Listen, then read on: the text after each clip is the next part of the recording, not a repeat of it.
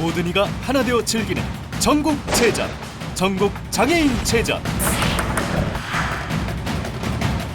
2016년 10월 충남에서 열리는 그 즐거운 축제에 당신을 초대합니다. 안녕하십니까, IM비터 임명도입니다. 오늘은 젠트리피케이션 현상과 철거민들의 이야기를 영상으로 담고 계신 정용택 감독과 이야기를 나눠보도록 하겠습니다. 장관님 안녕하십니까? 안녕하세요, 정용택이라고 합니다. 예. 파티 50일 하면 이제 정용택 감독님 많이 이제 알려졌는데, 사실 이제 정 감독님이 유명해진 부분 중에 하나는 사실은 이제 철거 현장을 굉장히 많이 다녔었어요. 두리반도 그렇고, 그 다음에 테이크아웃 드로잉, 그 다음에 아이언 포차도 계속 다니시는데, 저희들이 이제 궁금한 거는 왜 이렇게 철거 현장만 많이 다니셨는지, 그게 가장 먼저 궁금합니다. 철거 현장을 제가 일부러 다니려고 다닌 건 아니고요. 네. 파티 50일, 이제 둘반을 다룬 파티 50일 만들 때, 네. 제가 홍대 창전동에 살고 있다가 연남동으로 이사를 갔고, 연남동에서 또 오세훈 시장이 차이나타운 재개발 한다고 해서, 네, 그렇죠, 그 당시에. 젠트리피케이션 현상들 때문에 제가 스트레스를 많이 받고 있을 때, 길 바로 건너편에 둘반이라는 이제 현장이 보였기 때문에, 그 둘반에 가서 이제 영화를 만들게 된 거고, 둘반이라는 곳을 다큐멘터리를 만들게 되면서 우리 사회에 벌어지고 있는 젠트리피케이션 현상에 대해서 조금 더 많이 알게 되었어요. 그러면서 이제 테이크아웃 드로잉도 다큐멘터리로 제작을 하게 되었고, 그러다 보니 자연스럽게 현재 사회 곳곳에서 벌어지고 있는 철거 현장들을 이제 다니게 된 것 같습니다. 그러니까 홍대에 이제 이야기를 하셨는데, 사실 이제 그 젠트리피케이션 현상이라는 게 홍대부터 이제 처음 이제 우리나라에서 이제 많이 이제 그때부터 좀 알려지기 시작했는데, 이제 홍대 쪽도 이제 다 이제 떠나갔고, 그 다음에 북촌도 그렇고, 좀 조금씩 많이 떠나는데, 이게 이렇게 여러 곳을 보시면서 느끼셨지만, 이게 어느 한 지역이 아니라 점차적으로 서울 전 지역에서 다 벌어진 일들이죠. 제가 이제 젠트리피케이션에 대해서 관심을 가지고 좀 이렇게 자료를 찾아보고 하고 느낀 결론은 2000년대 중반 이후에 이제 미국의 금융위기, 금융위기 이후에 강남에서 더 이상 아파트 투기를 하시던 분들이 아파트 투기를 해서 얻는 이익이 이제 없어지는 거죠. 그런 어떤 이익들이 불안해지니까 강북의 상권에 상가를 매입을 해서 시세 차익을 노리거나 임대 수익을 노리는 이런 쪽으로 이렇게 방향을 전환하신 것 같더라고요. 그러면서 강북의 홍대라든지 이태원이라든지 북촌, 서촌, 강북의 어떤 구도심 곳곳에서 이제 젠트리피케이션 현상이 벌어지는 거죠. 그래서 요새 이제 흔한 말로 상가 건물 아들이랑 사귀거나 결혼을 하면은 정말 평생 먹고 산다는 이런 얘기가 나올 정도로 이제 상가 건물에 대한 그 수익성이 굉장히 높다는 얘기들도 많이 나오는데, 또 그 한 부분에 또 연예인 얘기가 또 빠질 수가 없는 부분도 있는데, 정관훈이 이제 그런 얘기를 했더라고요. 이제 연예인이 어느 건물을 사갖고 이런 언론 보도가 나오면 그 주변 땅값이 확 오르면서 거기 있던 임차인들이 이제 쫓겨나는 현상이 굉장히 많이 벌어졌다. 이런 얘기를 이제 하신 적이 있는데, 실제로 그런 현상이 많이 벌어지나요? 잘 아시다시피 테이크아웃 드로잉도 그렇고, 최근에 이제 우장창창도 그렇고, 테이크아웃 드로잉은 한남동에서 강남 스타일 사이시가 매입한 건물에서 테이크아웃 드로잉이라는 카페를 운영하던 예술가들이 이제 쫓겨나게 돼서 이제 분쟁을 겪은 사건이고요. 최근에 이제 또 세간에 화제가 됐던 신사동 우장창창은 리쌍이란 힙합 가수와 우장창창이라는 곱창집을 운영하던 임차인 사이에 이제 벌어졌던 사건이죠. 대표적인 사건들이 이런 사건들이 있고, 저희가 최근에 이제 좀 여러 가지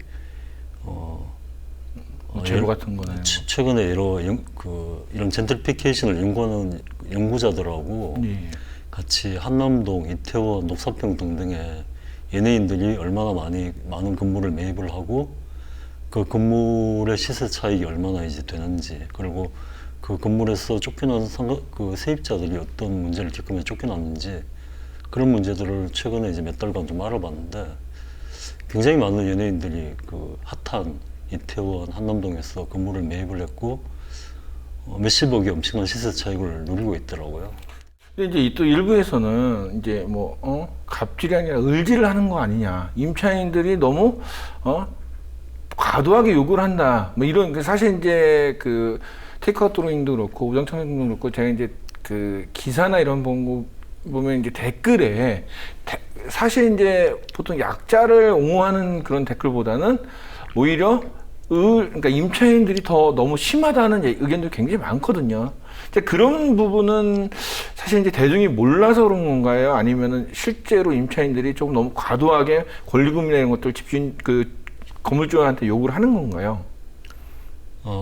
한국 사회에서 권리금이라는 게 사회적으로 이렇게 인정을 많이 못 받고 있는 것 같고요. 네. 최근에 그 권리금 문제, 그리고 세입자의 슈퍼 을질이라고 이제 욕을 먹고 있는 이제 우장창창의 서현수 씨 사례를 보면 서현수 씨가 이제 그 가게를 하고 있는 건물 우리 97년도에 6억 원이었더라고요. 네. 6억 원인데 지금 최근에 78억 원이라고 하더라고요. 78억 원인데 거의 몇십억의. 네네네. 그게 일상이 건물을 매입할 때 53억 원이었고 불과 4년, 5년 사이에 25억 원의 시세 차익이 생긴 거예요. 그리고 리쌍 전 건물주, 리쌍한테 건물을 판 건물주는 97년에 6억에 사서 리쌍한테 팔 때 53억에 판 거죠. 그러니까 시세 차익이 얼마인가요? 한 50억 되잖아요. 그렇죠. 근데 그 50억, 20억, 그러니까 그건 한 97년도부터 한 60억의 어떤 시세 차익이 생길 동안 그 건물주들은 무슨 일을 했을까라는 이제 생각을 해보고, 그리고 그 건물에 입주했던 세입자들은 또 무슨 일을 했을까 생각해 봤을 때, 세입자들 열심히 가게를 꾸미고 인테리어를 하고 손님들을 불러 모았을 때 가로수길이 이렇게 흥하고 건물의 가치도 올라갔을 거란 말이에요. 그렇죠. 그러면서 권리금이 몇 천만 원에서 손수 씨가 권리금 2억 7천을 주고 들어가고 이제 최근에는 이제 4억 정도 된다고 하는데, 이 4억의 권리금이 형성되는 까지의 과정은 이제 사람들한테 뭔가 비판을 받고 6억대 건물이 78억이 되는 과정은 어떤 정당한 어떤 건물주의 이익으로 이제 대우를 받는, 대접받는, 이거는 뭔가 좀 우리 사회의 어떤 건물에 대한 인식에 문제가 있지 않나, 뭐 그런 생각을 하고 있습니다. 사실 이제 앞서 이제 뭐 건물주 얘기를 많이 제가 했는데, 일본은 굉장히 오래된 그 그 가게들이 많잖아요. 뭐 한 가게에서 50년, 뭐 100년씩 뭐 하는 데도 있는데, 이럴 수 있는 거는 그 건물주가 함부로 그 가게 임차인을 뭐 나가라고 할 수 없다는 그런 얘기를 한번 하신 적이 있는데, 어떤 뭐 법적인 근거가 있는 건가요? 일본에서는 그런 법으로 딱 정해놓은 건가요? 일단 일본에서 그 건물의 가게를 얻으려면 굉장히 그 조건이 까다롭다고 하더라고요. 일정한 수입이 없으면 세를 얻기가 힘들고, 근데 세를 일단 얻고 나면 건물주가 특별한 문제가 없는 한 그 세입자를 쫓아내려면 이제 상당한 보상을 해줘야 되는 이제 그런 게 있다고 하더라고요. 그거를 제가 알게 된 건 이제 작년 10월 달에 여기 이제 파티 50일 일본 상영 투어를 갔었거든요. 상영 투어를 갔을 때 상영했던 공간들이 대부분 테이크아웃 드로잉처럼 2층에는 갤러리 같은 걸 하고 1층에는 식당이나 이제 카페를 하는 공간들이었는데, 영화를 상영하고 난 다음에 관객과의 대화를 할 때 돌반이나 테이크아웃 드로잉 얘기를 하면 일본 관객들이 이해를 못 하는 거예요. 이해를 못. 네네네. 우리는 그런 일을 겪은 적도 없고 이해를 할 수가 없다라는 거죠. 그렇기 때문에 그런 어떤 이제 사회 문제가 생기지 않도록 법이 잘 정비가 되어 있기 때문에 아까 말씀하셨듯이 50년, 100년 이렇게 가는 그런 가게들이 일본에는 많은 거죠. 이제 감독님, 그러니까 영화 얘기를 좀 해봤으면 하는데, 이 그 어떤 그 언론에서 그러게 있어요. 철거민 뮤직 다큐멘터리. 이게 처음 들어본 얘기인데, 그러니까 사실 이제 그 뭐 음악 어떤 홍대 인디 음악이란 부분도 들어가 있고 철거문 이야기도 이제 들어가 있고 어떤 다큐멘터리적인 요소도 있는데 사실 저는 이제 그 홍대 인디 음악을 잘 이해를 못하는 그런 세대 중에 하나인데 감독님에게 딱 봤을 때 그러니까 뭐 홍대 인디 뮤지션들 봤을 때 음악이 쉽게 이해가 되셨나요?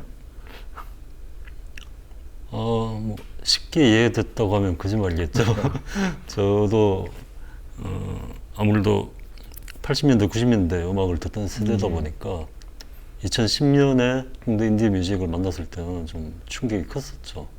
저도 저랑 이제 연배가 비슷한 거 하신 것 네네. 같고 저희는 이제 또 그런 스타일의 음악을 좀 안 듣고 자랐으니까 이제 뭐 발라드나 이제 평범한 이제 음악을 들었기 때문에 제가 이제 그런 질문을 한 건데 근데 이제 뭐 생소한 음악을 들으셔갖고 이거를 다큐멘터리까지 만든 그 배경은 뭘까요?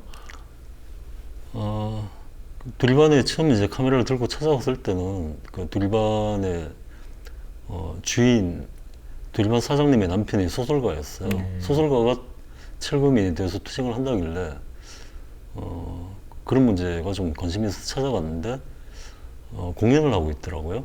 음악가, 홍대 인디 음악가들이 공연을 하고 있는데 홍대 인디 음악가 중에 한밭이라는 친구가 홍대에서 쫓겨나는 철거민의 처지와 홍대에서 쫓겨나는 인디 음악가들의 처지가 다르지 않다고 얘기를 하더라고요. 그 얘기를 듣고 이거는 좀 처음 들어본 얘기고 이거는 뭔가 이렇게 장편 음악 다큐멘터리를 만들 만한 소재구나라고 생각을 해서 일단 시작을 하게 됐고요.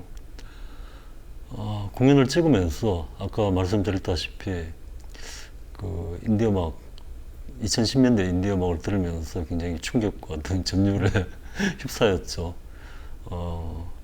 특히 뭐 밤섬해적단 같은 그 밴드들의 가사는 제가 속해 있는 386 세대들을 굉장히 이제 비난하는 가사이기도 하고 제가 속해 있는 그 386 세대들을 비난하는 가사인데 제가 통쾌함을 느끼기도 하고 그런 어떤 이제 양가적인 감정을 느끼면서 뭐 재미 뭐 이런 것도 느끼면서 철거민 얘기지만 좀 발랄하고 재밌고 젊은 세대들의 목소리를 들려줄 수 있는 음악 다큐멘터리를 만들어보자 그런 생각들을 했던 것 같습니다. 그러니까 뭐 이제 지금 뭐 두리반, 테이크아웃 드로잉, 뭐 우정청차 그리고 얼마 전에 또 아이언포차도 갔다 오셨잖아요. 사실 이제 아이언포차는 이제 그 초창기 그 아이언포차가 생길 때쯤 저도 이제 다녔거든요. 제가 이제 그 만리동에 이제 환일고등학교를 나왔는데 이제 그 고등학교 다닐 때 버스를 타면은 만리동에서 내리는 거고 그 다음에 지하철역은 이제 아현역에서 내려갖고 이제 걸어가는데 학교 끝나면 이제 그 배고프니까는 거기 포장마차촌에서 가면 이제 뭐 정말 이모들이 돈 없으면은 떡볶이 더 주고 그다음에 조금 이제 고3 정도 되면 가서 이제 순댓국에 소주 한잔 마시고 굉장히 추억이 있었던 곳이었는데 이 얘기를 듣고 굉장히 깜짝 놀랐어요. 저 같은 경우는 사실 고등학교 졸업한 지 한 30년 넘었으니까 그 오랜 시간 동안 그 자리에 있던 분들에게는 그게 굉장히 삶의 터전이었을 텐데 단순하게 불편하다는 이유만으로 그거를 화분으로 이제 교체했다는 모습을 보고 깜짝 놀랐는데 그런 현장들을 보면서 가장 그 감독님 스스로 느끼는 부분이 뭔가요? 뭐 그 사람에 대한 배신감과 왜 이렇게 사람들이 이렇게 각박해지나 뭐 이런 건가요? 제가 가장 뭐 관심을 가지고 그런 걸 보면 느끼는 거는 한국 사람들이 콘크리트를 너무 사랑하는구나. 콘크리트. 네. 최근에 그 제가 아나킨 프로젝트라는 이제 음악 하시는 분들이 있는데 그분들이 테이크아웃 도령에서 만든 곡이 너와 나의 콘크리트라는 곡이 있거든요. 그 곡으로 뮤직비디오를 만들었는데 그 뮤직비디오 제목이 콘크리트 사랑입니다. 콘크리트. 나의 콘크리트 너와 나의 콘크리트 붉은 철근 모래 테이크아웃 도령 건물을 사서 테이크아웃 도령 건물이 2010년에 30억 원이었는데 지금 140억 원이거든요. 그런 어떤 불로소득을 노리는 어떤 뭐 그런 마음가짐들 그런 것들이 다 콘크리트와 사랑이라는 것들로 이제 제가 표현을 하고 있고요. 그런 어떤 부동산을 향한 욕망 70년대 강남 재개발부터 지금까지 쭉 이어져 오는 그런 어떤 땀 흘려 일하지 않고 부동산을 통해서 어떤 가치를 얻는 한국 사회의 어떤 그 대표적인 어떤 부를 축적하는 방식인 것 같고, 그런 부를 축적할 수 있는 위치에 있는 사람들도 마찬가지고, 그런 부를 어떤 축적하는 위치의 반대편에 있는 약자의 위치에 있는 사람들도 똑같은 욕망을 가지고 있는 것 같습니다. 저도 마찬가지고. 그래서 이제 그 뭐 온라인에 이제 댓글에 뭐 슈퍼일들이라고 이제 댓글을 다시는 분들 중에는 어떤 면에서는 나도 저는 건물주가 되고 싶고, 사실은 또 건물 같은 땅을 사서 뭔가 부를 쉽게 이루고 싶다는 그런 뭐 그런 말들 많이 했는데, 건물 하나 사서 임대료 똑똑 받고 그냥 뭐 놀러 다니면 가장 편한 인생이라고 하는데, 사실 그런 것이 어떤 우리 인생의 목표점이 되고 있는 그런 사회 같아요. 지금 보면은 뭐 젊은 친구들 중에서는 뭐 건물이 있어야 돼, 땅이 있어야 돼, 막 이런 얘기를 많이 하는데, 이런 부의 집중 현상이 그 우리 이제 뭐 부모님들 땅을 사야 된다고 뭐 땅이 최고다 그러는데 계속 그 사라지지 않는 이유는 뭘까요? 우리 사회가 너무나 돈을 밝혀서 온 건가요? 정당하게 일을 해서 어떤 뭐 돈을 번다든지 계층 상승을 한다든지 이런 것들이 사실은 굉장히 쉽지 않았던 부분이었던 거죠.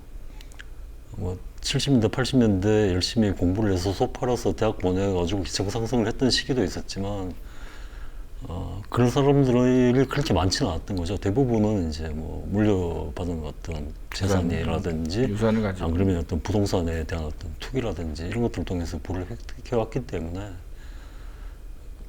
한국 사회에서 뭐 땅을 얘기하지 않고서는 어떤 재산 가치는 형성을 할 수 없습니다. 특히 뭐 재벌들의 어떤 그 부의 축적 과정도 부동산을 통해서 많은 어떤 부를 축적했다고 알고 있거든요. 그렇죠. 네, 뭐 땅 사놓고 한 네네. 10년, 20년 뒤에 개발해 갖고 이제 네네. 그거에 대한 가치를 높여놓고, 뭐 갯벌을 개발해가지고 농지를 만들고 공업 용지를 만들고 난 다음에 그게 또 부동산 가치를 가지게 된다든지, 최근에 뭐 그 평창 올림픽 관련해서 IOC 위원회 어떤 이건희 씨가 굉장히 평창 올림픽을 유치하기 위해서 노력을 많이 했는데, 알고 보니 평창에 삼성 땅이 많다라든지, 이런 것들이 어떤 부동산의 가치가 너무나 이제 한국 사회에서 중요한 위치를 차지하고 있기 때문에 벌어진 일이라고 할 수 있는 거죠. 굉장히 이제 암울한 얘기인데, 사실 이제 영화를 보면은 그렇게 암울하다는 생각은 사실 안 들었어요. 제가 이제 뭐 보면서 좀 유쾌하다 그러니까 이게 비꼬는 건지, 아니 제가 이제 예술적 감각이 없어서는 이제 조금은 발랄하다는 느낌도 많이 받았거든요. 그러니까 색감도 그렇고, 현실은 굉장히 암울한데 영화를 너무 밝게 만드신 건 아니신가요? 뭐 현실은 암울하더라도 어떻게든 이제 살아갈 수밖에 없고, 또 살아가려면 그 굉장히 구차하고 힘든 삶을 견디려면 뭔가 계속 즐거운 일을 찾아서 해야 되는 거잖아요. 영화 속에 나오는 주인공들이 굉장히 힘들게 그 삶의 전선에서 계속 이렇게 패퇴하고 뒤로 이렇게 물러서는 사람들인데, 음악을 하지 않으면, 글을 쓰지 않으면 그 삶을 유지하기 힘든 사람들인 거죠. 그렇기도 하고, 뭔가 이제 영화를 통해서 대중과 만났을 때는 또 너무 힘든 얘기만을 하면 대중이 그런 어떤 영화를 끝까지 보기 힘들기 때문에, 그렇죠. 뭔가 사람들에게 재밌게 내용을 전달하려면 이제 그런 장치들도 필요한 거죠. 이제 요새 그 서울시, 그러니까 제주도도 굉장히 그런 땅값 투기나 이런 현상도 많이 벌어지고 있는데, 그러니까 철거가에 대한 이제 얘기들이 이제 나올 때마다 시민들의 반응이 이제 굉장히 갈라집니다. 그래갖고 이제 뭐 옹호하는 측도 있고 반대하는 측도 있고 여러 가지가 있는데, 이런 철거, 저는 이제 재난이라고도 볼 수 있는데, 이 철거 재난을 바라보는 시민들은 어떤 생각을 해야 될까요? 뭐 정답은 없겠지만은 사실 무조건 누구 편을 듣기보다는 그런 현상들을 어떻게 이해를 하고 받아들여야 될까 이런 부분이 좀 궁금해요. 저는 그 재난, 철거, 금방 말씀하신 이제 철거 젠트리피케이션이 이제 일상이 된 어떤 상황에서 제대로 봐야 된다고 생각합니다. 제대로 보지 않으면 본인들이 당사자가, 재난의 당사자가 될 수밖에 없을 것 같고요. 최근에 어떤 조사에서 초등학생들의 되고 싶은 어떤 1순위가 연예인이고 2순위가 건물주라고 하더라고요. 최근에 이제 제가 영화에서 다루고 있는 이제 그 문제 인물들은 그 두 가지를 다 가지고 있는 사람들인 거죠. 다 가지고 그렇죠. 있고 대중의 어떤 선망의 대상이고 상당히 이제 사회적인 문제를 일으켰음에도 불구하고 대중들의 지지를 받고 있고 그래서 최근에 이제 뭐 우장창 사건이라든지 이런 문제가 터졌을 때 분명히 뭔가 잘못했음에도 불구하고 문제를 제기한 세입자는 슈퍼일지를 하고 이제 욕을 먹고 있고 어떤 법의 맹점을 이용해서 세입자를 늦추는 연예인은 연예인이 피해를 보고 있다는 얘기를 듣고 있거든요. 저기도 이제 희생자라는 얘기 네네네. 또 하는 경우도 있죠. 네네. 그런 문제들을 정확하게 연예인들이 젠트리피케이션 현상에서 어떤 역할을 하고 있는지 저는 돌격대 역할을 하고 있다고 생각하는데 서울의 어떤 주요 상권 곳곳에서 연예인들이 근무를 싸면 언론에서 방송에서 띄워주고 힐링캠프 같은 데서 양혜석 씨가 나와가지고 부동산 투기 얘기를 하면 부동산 투기를 해서 어떤 자신의 재산을 이제 늘린 얘기를 하고 있잖아요. 그런 것들이 이제 방송에서 공공연하게 나오고 뭐 그러면 당연하고 굉장히 똑똑하니까 저렇게 했다 뭐 이런 식으로 네네. 표현이 되는 네네. 경우도 있죠. 그러면 이제 그 지역에 임대료가 오르고 집가가 오르면서 그 지역에 살고 있던 주민들이 밀려나고 상가 세입자들을 쫓겨나는 이런 사건들이 계속 벌어지고 있는데 그 사건들을 이제 일으키고 있는 사람들이 오히려 옹호받는 어떤 현실이라는 거죠. 그런 문제들을 제대로 보지 못하면 우리 사회가 더 힘들어지고 본인들도 어떤 그런 문제들을 겪을 수밖에 없다는 생각이 들고요. 제대로 보셨으면 하는 바람이 있습니다. 뭐 마지막으로 이제 지금 뭐 이렇게 촬영하고 계신 영화가 있나요? 어떤 게? 지금은 이제 테이크아웃 드로잉 계속 이렇게 말씀드렸던 테이크아웃 드로잉이라는 이제 곳에서 젠틀맨이 없다라는 다큐멘터리를 찍고 있고요. 네. 젠트리피케이션이라는 현상이 이제 60년대 영국에서 노동자 계급이 살고 있던 어떤 지역에 젠틀리들이 들어가서 살게 되면서 노동자 계급이 이제 밀려나는 어떤 현상을 이제 젠트리피케이션이라고 하는데 한국은 젠틀리들이 들어가서 이렇게 살게 되는 게 아니라 그냥 상업화되는 현상 같더라고요. 아니 이제 돈과 네네. 물질, 네네네. 오로지 이제 네. 그 시대 차익을 노리는 네네네. 그런 투기 세력들이라고 볼 수 네네네. 있죠. 그냥 이제 오랫동안 이제 가게를 운영하는 사람들은 밀려나고 프랜차이즈가 이제 들어오고 건물의 어떤 시세 차익을 누리는 사람들의 어떤 이제 부동산 투기 세력들, 기획 부동산들의 어떤 이제 이전 투구의 장이 돼 버리는 그런 것들을 이제 젠트리피케이션이라고 하는데 그래서 그런 현상들을 다루는 다큐멘터리를 지금 제작하고 있습니다. 제목은 젠틀맨은 없다. 젠틀맨은 없다. 언제쯤 개봉되나요? 내년 상반기 완성을 생각하고 있습니다. 네, 상황. 네, 이번에는 좀 개봉관 좀 많이 확보할 수 있나요?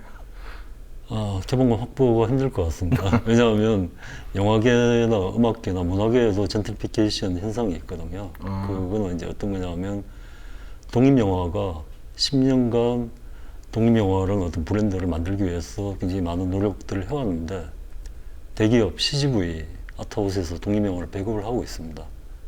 배급을 시작했습니다. 몇 년 전에. 그러면서 그 CGV 아트하우스에서 배급하는 대기업에서 배급하는 독립영화가 나오면 거의 모든 독립영화를 상영할 수 있는 극장을 다 스크린을 장악해서 좋은 시간대에 다 상영을 하거든요. 그러면 동시기에 그 극장에서 개봉하는 다른 독립영화들은 아침 9시 밤 10시 극장도 한 10개밖에 얻지 못하고 아침 9시 밤 10시에 상영을 해야 되는 이제 그런 어떤 이제 젠트리피케이션 현상 비슷한 것들을 겪고 있는 상황이에요. 조금 그러니까 어떤 공간이란 그 집이나 상가라도 쫓겨나고 또 영화관, 그러니까 네네. 정말 이 어떤 스크린이나 이 문화 콘텐츠를 볼 수 있는 공간도 쫓겨나고 굉장히 많이 좀 심각한 상황인데, 예, 뭐 이제 내년 상반기 이제 개봉을 이제 뭐 계획하시면서 이제 열심히 촬영을 하고 계신데, 내년에 영화가 이제 그 마무리가 될 때쯤 또 한번 오셔갖고 그 영화 얘기도 좀 해주시고, 그때까지는 사실 그 정말 약탈이라고 부르는 그런 현상들이 조금은 우리 사회에서 좀 사라지고, 또 그 약탈에 대한 시민들의 저항이 조금은 더 강해졌으면 생각합니다. 오늘 나와주셔서 너무 고맙습니다. 네, 예, 고맙습니다. 감사합니다.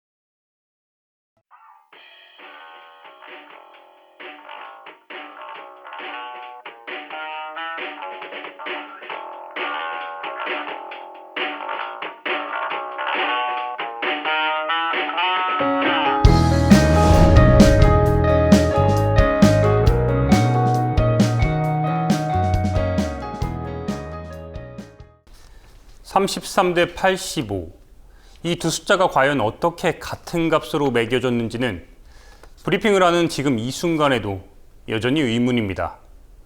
하지만 분명한 사실은 지난 18일 아현동 포차거리가 용역들에 의해 파괴된 후 이 33년의 아현 포차는 85개의 화분으로 바뀌었습니다.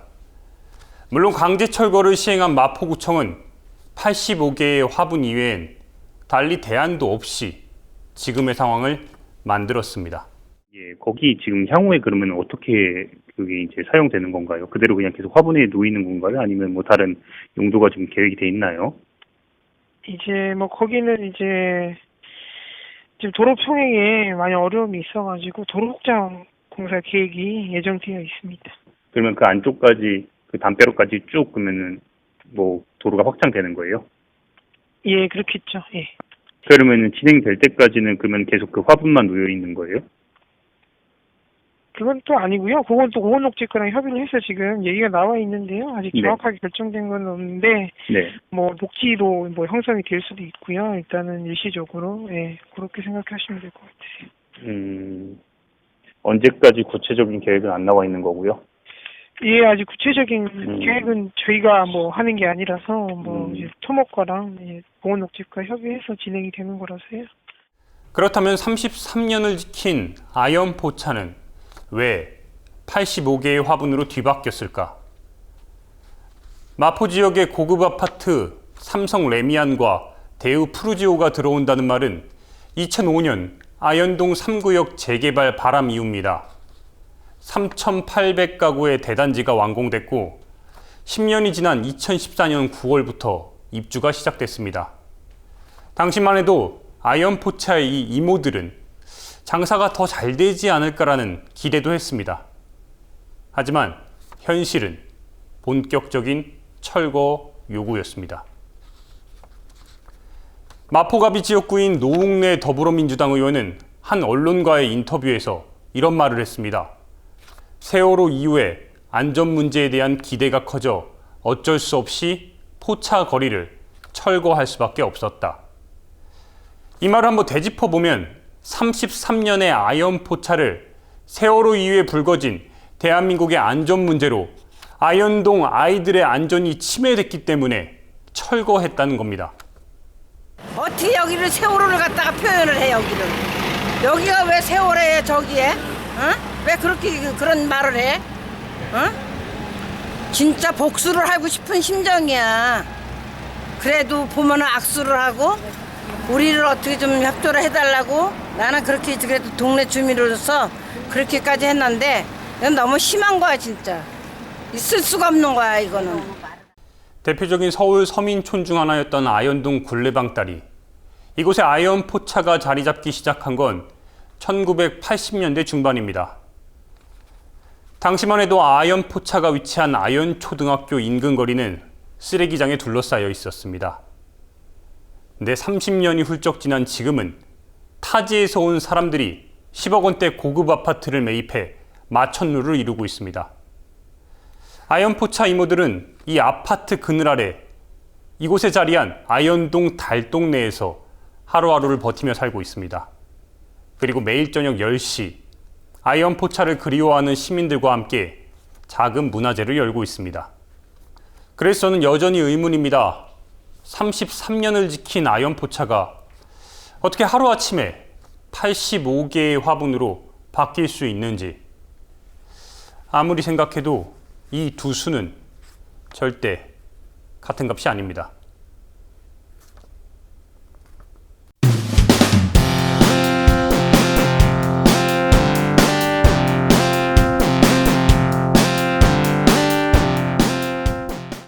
국민TV 조합원 기자단의 취재 내용을 소개하는 쿠포터 시간입니다. 오늘도 안은필 기자 나오셨습니다. 안녕하십니까? 안녕하세요. 일단 사드 배치 관련된 기사가 이제 우리 쿠포터 분들이 이제 네. 종종 올리신 걸 제가 봤는데, 자 오늘은 사드 배치 관련된 기사인가요? 네, 맞습니다. 오늘은 김경민 쿠포터가 관련된 기사를 2건 이제 보내주셔서 김경민 쿠포터 이게 네. 정말 글과 영상이 너무 좋아요. 네, 제가 편집하는 입장에서 굉장히 수월하게 편집할 수 있는. 그러니까 손이 안 가시는. 네, 그렇죠. 그럼 별로 할 게 없는. 프로페셔널 뭐 쿠포터가 되셨다는 네. 거네요. 그래서 김경민 쿠포터 기사 2건을 소개해드릴 건데요. 그리고 기사 소개와 더불어서 이제 요새 사드 관련돼서 기사가 하도 많이 나오잖아요. 그렇죠. 몇백 개씩, 천 개씩 떨어지죠. 그래서 기사를 보실 때 좀 주의하셔야 할 점, 엉터리 기사에 속지 않는 방법 이런 거를 좀 간략하게 또 소개해드리겠습니다. 엉터리 뭐 이렇게 왜곡된 기사에 네. 속지 않는 방법. 네네. 먼저 김경민 쿠포터가 글 기사, 텍스트 기사라고 하는 기사, 네. 그리고 영상 기사 이렇게 2건 보내주셨는데요. 글 기사는 성주가 일상을 잃었다. 사드철의 평화촉구 결의대회라는 제목의 기사를 보내주셨습니다. 그래서 광복절이었던 지난 15일에 경북 성주군에서 사드 배치 철회 평화촉구 결의대회가 열렸는데 이 현장에 직접 가서 취재를 하시고 이제 기사를 작성해 주셨습니다. 그리고 이날 또 많이 인복을 끌었던 게 성주 국민 900여 명이 삭발식에 참여를 그렇죠. 하기도 해서 또 주목을 끌었는데요. 그래서 이 기사는 투쟁이 사드 배치 철회 투쟁이 관계자들 그리고 성주 군민들의 목소리를 담은 기사입니다.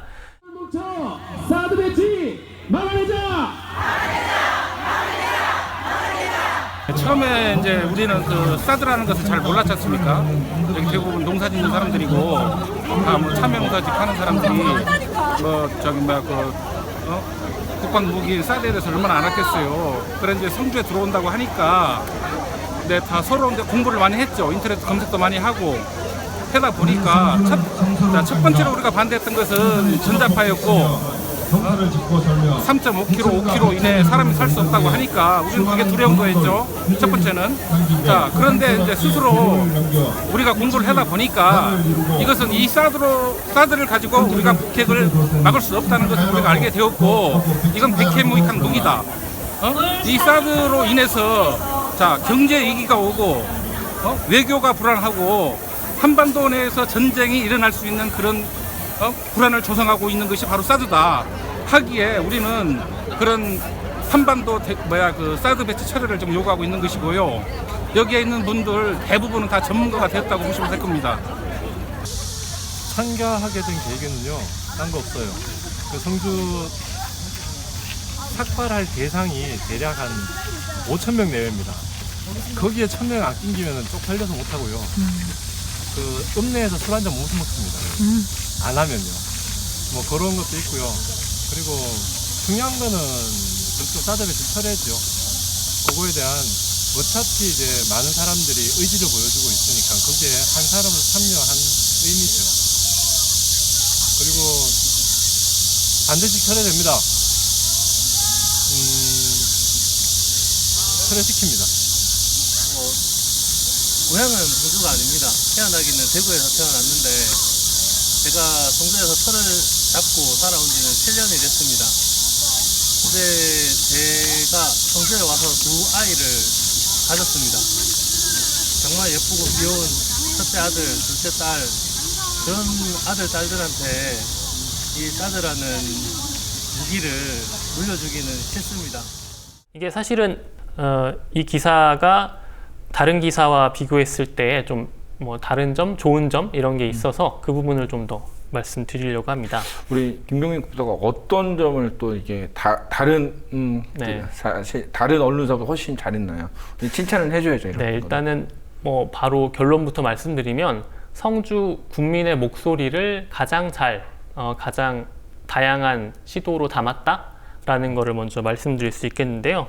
네. 그 말은 다른 언론사들은 성주 국민의 이야기가 아닌 다른 목소리를 담았다는 거네요.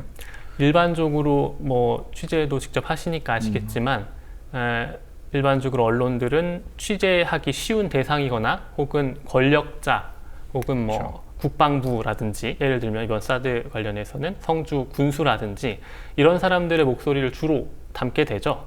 그런데 사실 가장 제가 보면서 이번 사태를 보면서 느끼는 건 제일 중요한 건 성주 국민의 목소리라고 그렇죠. 생각을 하기 때문에 그런 점에서 어떻게 보면은 가장 그러니까 특별하다고 볼 수 없고 기본에 충실한 기사인데 그렇죠. 오히려 더 빛이 나는 현재 상황이 그렇지 않은 일들이 많이 벌어져서 예. 그러니까 정도를 가는 게 네. 사실 당연한 건데 이 다른 사람들이 정도를 안 가니까 네. 이 우리 김용민 후보터의 기사가 그렇죠. 오히려 더 빛을 발휘했다는 건데 네.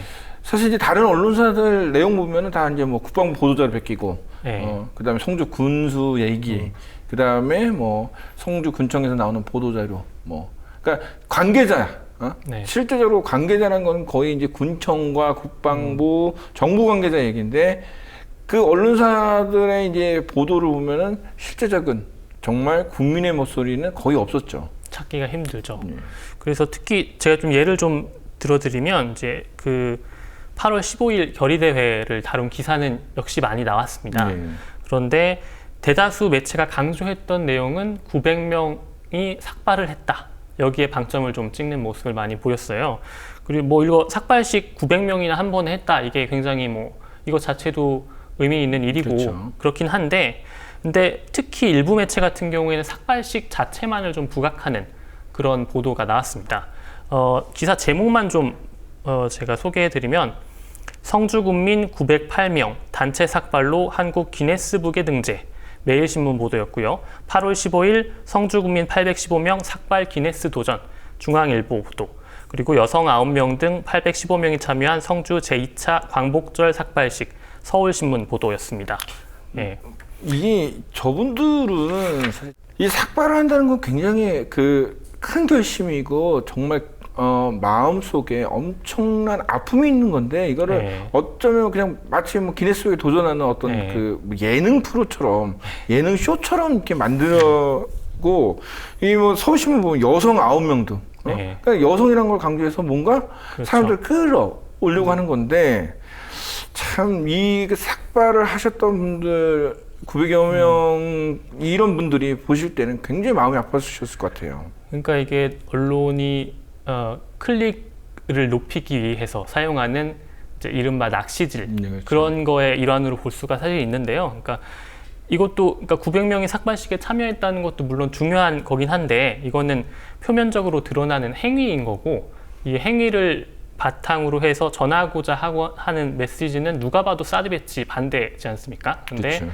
이러한 특히 제가 이 세 개의 기사를 고른 이유는 사드 배치라는 단어 자체가 제목에 없습니다. 그렇죠. 그러니까 우리 김경민 쿠포터는 뭐 성주가 일상을 잃었다. 네. 사드 철의 평화 촉구 결의대회 막 그러니까 평화라는 얘기와 사드라는 얘기가 항상 네. 들어가 있었거든요. 이거는 누가 보면 이거는 성주 사람들이 그냥 삭발을 네. 했다. 기네스북에 도전하기 위해서 지금까지의 사정을 모르는 사람이 보면 잘못 오해할 수도 그렇죠. 있는 뭐 그럴 리는 거의 없겠지만 어쨌든 그럴 수조차도 있는 제목이라는 거를 저는 말씀드리는 거고요. 그래서 김명민 쿠포터의 기사가 뭐 아까 말씀드렸다시피 기본에 충실했을 뿐인데 오히려 방금 말씀드린 이런 제목의 기사에 비해 훨씬 좋은 기사다라고 말씀을 드릴 수 있을 것 같습니다. 자, 그러면 이제 또 하나 이제 뭐 지금 요새 그러니까 실제적으로 이제 우리 1인 미디어뿐만 아니라 쿠포터분들 여러 이제 소수의 이제 소규모 매체들이 그 성주 가서 이제 그 실시간으로 이제 라이브 중계도 많이 하고 그러는데 이제 거기서 찍은 내용과 실제 언론의 아웃인 뉴스에 나오는 내용이랑 좀 많이 달라요. 네, 그렇죠. 그래서 아까 이제 얘기했듯이 이 왜곡된 기사를 이제 속지 않는 방법, 이거 한번 또 소개해 주시죠. 뭐 속지 않는 법은 다양한 매체를 좀 훑어봐야 되는 거고요. 그래서 이것도 예를 좀 드리면서 설명을 드려보겠습니다. 그래서 최근의 상황인데 지난 22일에 성주 군수가 사드 배치 제3부지를 검토해달라 이렇게 국방부에 공식으로 요청을 했죠. 그렇죠. 그리고 그 하루 전인 21일에 성주 사드 배치 철회 투쟁위원회가 제3부지 검토를 건의한다라는 입장을 발표했습니다. 그런데 여기서 이제 그러니까 많은 다른 지역의 이제 시민들이 볼 때는 처음에 성주 사람들이 사드 한반도 배치를 반대했거든요. 네. 그러니까 성주뿐만 아니라 다른 지역도 안 된다고 그랬는데 갑자기 이 사람들이 말을 바꿔갖고 성주 아니면 다 찬성을 하겠다 이거냐 그래서 굉장히 논란이 있었죠. 네, 그렇죠. 그런데 알고 보니까 그런데 발표를 하고요. 그리고 나서 투쟁이 내부에서 혼란이 좀 있었습니다. 그리고 투쟁이가 건의하겠다라고 발표한 직후에 공동위원장이 다시 나와서 이건 절차상의 문제가 있어서 무효다, 원천 무효다라고 다시 이야기를 했죠. 그런데 그 부분에 대해서는 언론들이 제대로 이야기를 하지 않고 투쟁이가 제3부지 검토를 요청했다라는 것까지만 주로 보도를 했습니다. 그러니까 실제로 내부나 성주에서는 이게 결정된 사항이 아니었는데 마치 결정된 것처럼 얘기를 하고 보도를 한 거네요. 그러니까 이제 결정을 했다라고 발표한 건 맞는데 그게 절차적 문제가 있었다고 투쟁이 내부에서 다시 정정을 했습니다. 근데 그 정정한 부분에 대해서는 언급을 하지 않고 뭐 언급을 해도 이제 기사 후반부에 뭐 이런 말미에 식으로 이제 조금 얘기를 하거나 이런 식으로 됐고요.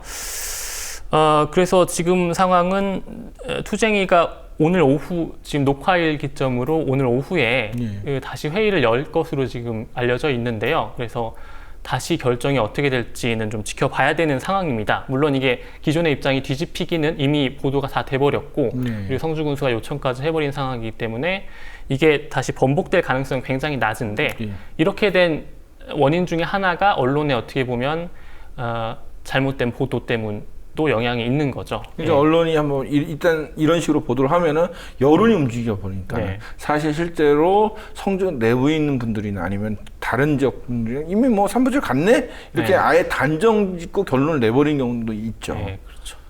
물론 이게 그 투쟁이 내부에서 투표는 결과가 나왔습니다. 그래서 투표 결과는 뭐 제3부지로 가야 한다라는 걸로 결론이 나긴 했는데 그 과정에서 그 이후에 나왔던 투쟁이의 어떤 그 무효 선언 같은 것들을 제대로 다루지 않았던 거는 분명히 어떤 취재하기 쉬운 뭐 아니면 언론이 입장.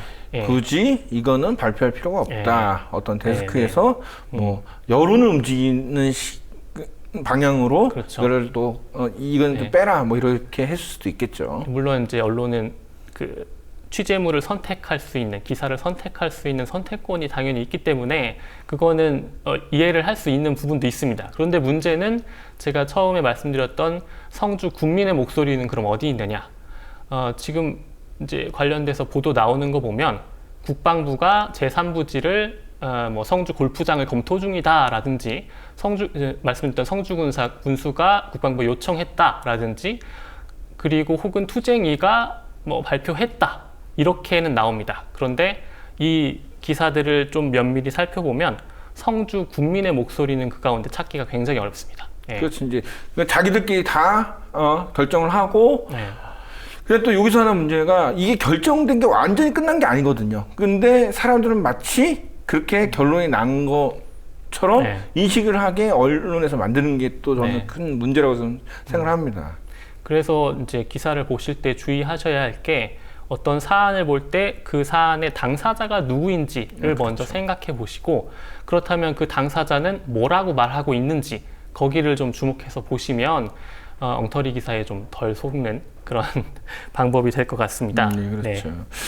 우리가 이제 안 기자가 이제 김경민 국보토의 어떤 정도를 기본, 그 다음에 가는 그런 기사도 소개해 주셨고, 그 다음에 지금 현재 우리나라 언론이 사드 배치를 어떻게 하는지 그 왜곡된 기사를 속지하는 방법, 요거 두 가지 했는데, 네. 가장 기본적으로 저널리즘의 가장 그냥 기본인 것 같아요. 그냥 그 당사자의 목소리를 듣고, 네. 그 단정 짓지 않는 거. 기자가 마치 그거에 대해 단정 지어갖고 얘기하는 방식, 이런 부분들은, 뭐 기자가 그렇게 판단할 수도 있지만 실제적으로 이 사람들이 하는 거는 어떤 여론을 자꾸 움직이려는 거. 그래서 이제 과거에 이제 노무현 대통령이 그런 얘기도 했었잖아요. 그러니까 여론이 굉장히, 정치에서 여론이 굉장히 중요한데 그 여론을 움직이는 게 언론이기 때문에 언론을 정말 잘 우리가 선택을 해야 되고 언론이 깨끗해야 된다고 얘기를 하는데 사실 지금 언론이 네. 엉뚱하게 여론을 지금 만들고 있는데 이런 상황에서 우리 쿠포터들이 기성 언론이 담지 않은 그 정말 당사자의 목소리를 계속 좀 담아줬으면 좋겠는데 네. 어떻게 김경민 쿠포터가 계속 이 성주의 이야기를 보도하신다고 하시나요? 그러니까 취재 보도를 이분이 이제 현직 교사세요. 네. 그래서 여름 방학 동안에 이제 이곳저곳에 취재를 좀 네. 다니셨던 거고 이제 다시 개학을 한 상황이기 여름방이 또 때문에 끝나셨구나. 조금 뭐 어렵긴 할 텐데 그래도 주말 같은 데는 활동을 많이 하시니까요. 네, 또 뭐 기대해봐도 될 것 같고. 이런 정말 정도를 걷는 기본을 잘 지키는 어떤 우리 그 쿠포터들이 좀 많이 이런 진실을 좀 알렸으면 좋겠습니다. 네. 예, 오늘 소식 너무 좋았고 다음에도 또 더 좋은 소식으로 다시 오셨으면 좋겠습니다. 오늘 네. 고생 많으셨습니다. 네, 고맙습니다. 감사합니다.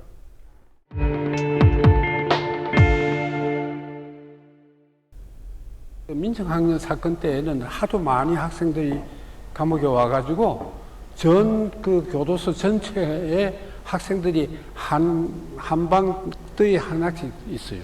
우리는 항상 내가 처해 있는 상황에서 나보다 더 어려운 저 상황에 처해 있는 사람에 대한 관심, 이거를 항상 가져야 된다.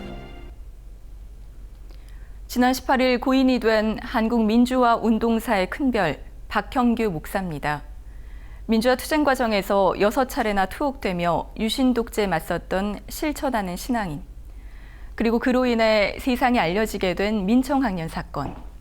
근현대사를 집중적으로 다루게 될 그날들. 이번에는 긴급조치로 억울하게 희생된 분들의 넋을 기리며 당시의 대표적인 시국 사건들에 집중합니다. 그 첫 번째로 민청학년 사건입니다. 1974년 4월 3일 전국 민주청년 학생 총연맹 명의의 유인물이 배포되며 전국 각 대학에서 유신에 반대하는 시위가 벌어집니다. 하지만 시위는 계획대로 되지 않고 소규모로 끝납니다. 그리고 같은 날 저녁 갑작스럽게 선포된 긴급조치 4호입니다. 이로써 학생들의 모든 집단 행동을 금지합니다. 그리고 이는 민청학년 사건의 근거가 됩니다. 같은 달 25일 중앙정보부는 긴급조치 4호와 국가보안법 등을 위반한 혐의로 1,024명을 영장 없이 체포합니다. 당시 사건을 발표하고 있는 신직수 중앙정보부장입니다. 민청학년의 배후에 공산단체인 인혁당과 조총련계 일본 공산당, 국내 좌파 혁신계가 복합적으로 관련돼 있다. 그리고 이 가운데 180명을 군법회의에 넘깁니다. 약 한 달 뒤 검찰부는 수사 결과를 발표합니다. 당시 민청학년 사건 주요 피고인 공소사실 유지라는 제목으로 2면에 걸쳐 피고인들의 위반 내용을 자세히 명시한 5월 27일자 경향신문입니다. 정부를 전복하고 4단계 혁명을 통해 노동자와 농민에 의한 공산 정권 수립을 기도했다는 혐의입니다. 그리고 배후 조종 세력으로 인민혁명당을 지목합니다. 즉 민청학년의 배후에 인민혁명당 재건위원회가 있으며 이들이 인혁당을 재건해 민청학년의 국가 전복 활동을 지휘했다는 겁니다. 소위 인혁당 재건위 제2차 인혁당 사건입니다. 이후 민청학년 사건은 둘로 나눠 재판이 진행됩니다. 그 재판 결과는 어땠을까요? 먼저 1심 결과입니다. 같은 해 7월 11일 인혁당 재건위 사건 판결입니다. 관련자 21명 중 7명 사형, 8명 무기징역, 나머지 6명에게는 징역 20년이 선고됩니다. 그리고 이틀 뒤인 13일 발표된 민청학년 사건 관련자 판결입니다. 관련자 32명 중 7명 사형, 7명 무기징역, 나머지 18명에게는 징역 15년에서 20년이 선고됩니다. 검찰의 구형대로 선고 판결을 받은 정찰제 판결이었습니다. 이 당시 변론을 맡았던 강신욱 변호사입니다. 피고인석에서 그들과 같이 재판을 받고 싶은 심정이란 요지로 변론했다가 긴급조치 4호 위반과 법정 모욕죄로 구속됩니다.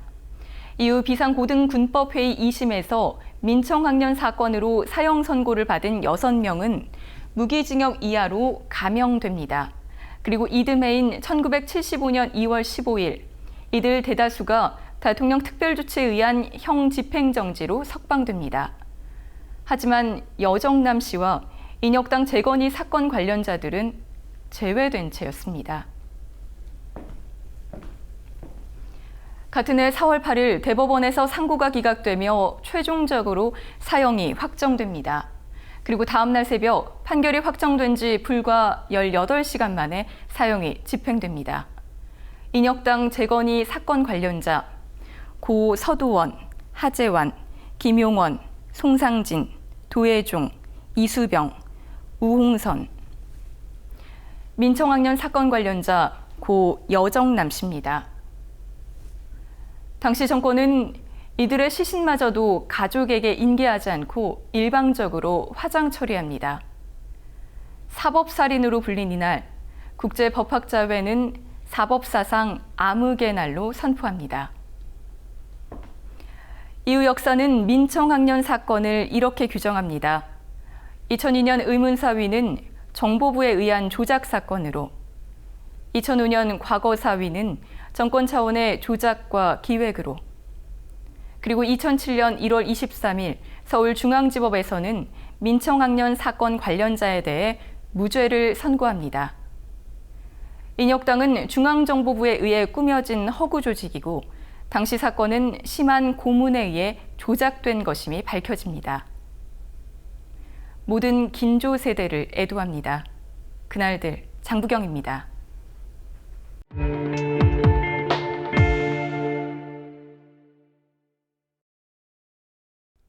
1978년 재개발 명목 아래 삶의 터전에서 쫓겨나는 철거민들의 아픔을 그린 난장이가 쏘아올린 작은 공이라는 소설이 나왔습니다.